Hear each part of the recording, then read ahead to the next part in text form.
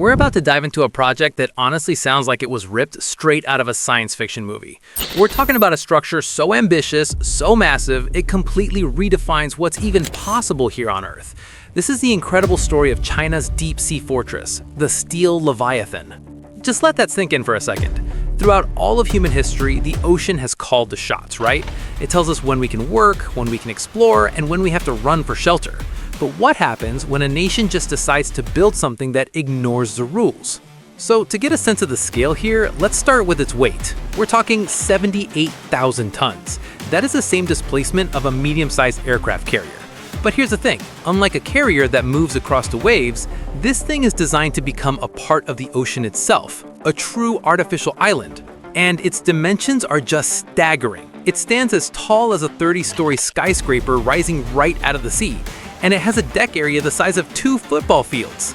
This is, officially, the world's very first ultra-large, all-weather, resident floating research facility. Yeah, it's not a ship, it's an island. Just look at this headline for a moment from Global Times. This is the story behind today's video. China launches world's first floating artificial island designed for all-weather, deep-sea scientific research in Shanghai. With that said, let's go straight to the intro.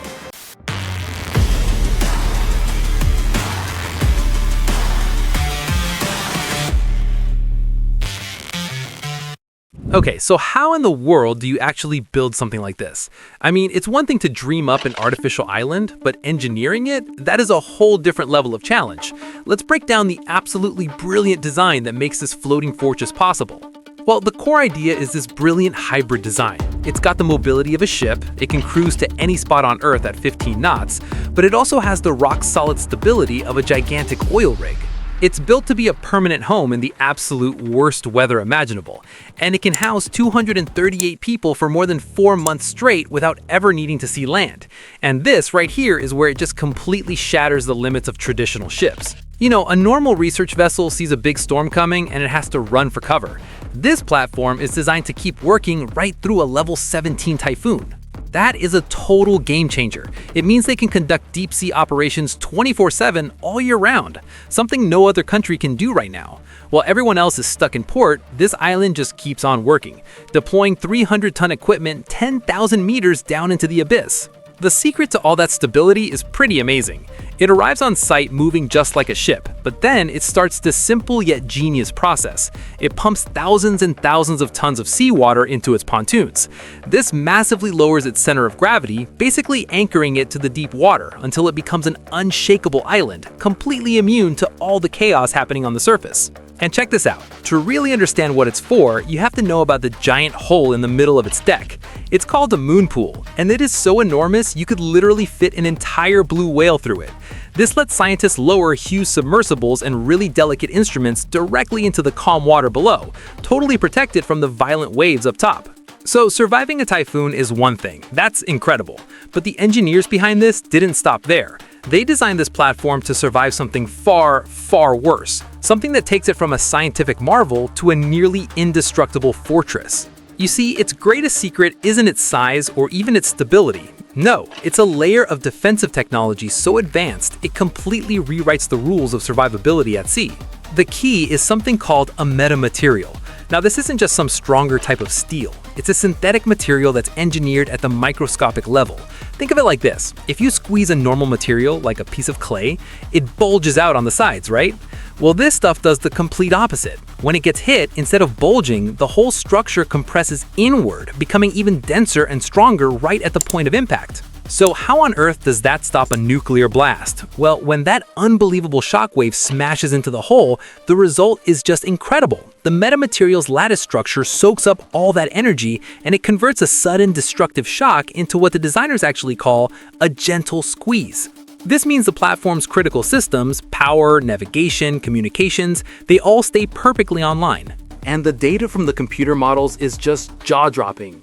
Compared to normal steel armor, these metamaterial panels reduce the violent shaking of the whole structure by over 58%. They also slash the peak stress on the hull by more than 14%. That is the difference between total collapse and just riding out a blast that would vaporize a city. Now, here's where it gets really interesting. While this is officially a civilian research platform, its survivability is not built to civilian standards. The design specifically follows a Chinese military standard for nuclear blast resistance. That level of extreme toughness suggests it might have other uses, making it tougher than many actual warships. So, why? Why go to all this trouble to build a nuclear-resistant, typhoon-proof floating island? The answer is thousands of meters down, in the dark, crushing pressure of the deep sea. It's all about securing the resources that are going to power our future. You see, the ocean floor is literally covered in these things called polymetallic nodules. They're basically little rocks packed with the critical minerals our modern world runs on: cobalt, nickel, manganese, lithium. We're talking about the building blocks for electric cars, advanced electronics, AI, everything. This platform is basically a key to unlocking these enormous untapped reserves. So its main job is to be a giant laboratory in the middle of the ocean. It lets engineers test full-scale deep-sea mining equipment in actual real-world conditions instead of just hoping their simulations are right. It's all about speeding up the process of turning deep-sea potential into real-world resources. But it's not just about mining. There's a whole other mission going on at the same time, a quest to understand the absolute limits of life itself. Down in these crushing, dark environments, researchers have already found over 7,500 species of microorganisms that nobody knew existed. Life that thrives under pressures that would instantly kill any of us.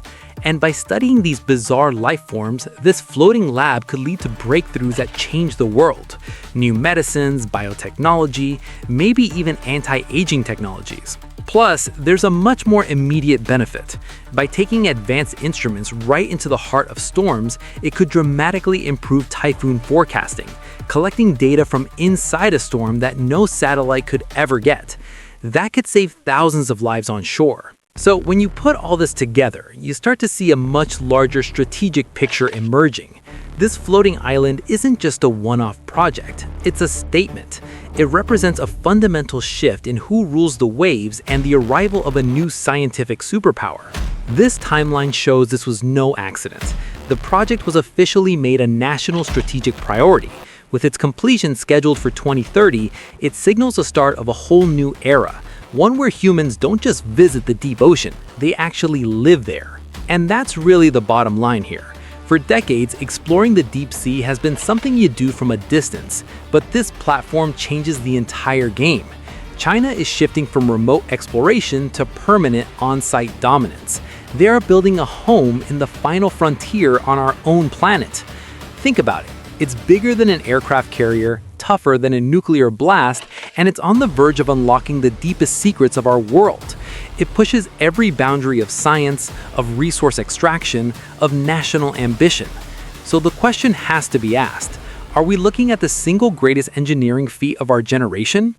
What do you think about this incredible leap forward? Is it a pure scientific marvel or a strategic game changer? Let us know down in the comments. And for more deep dives into the technology that's shaping our future, don't forget to like and subscribe. Thanks for watching.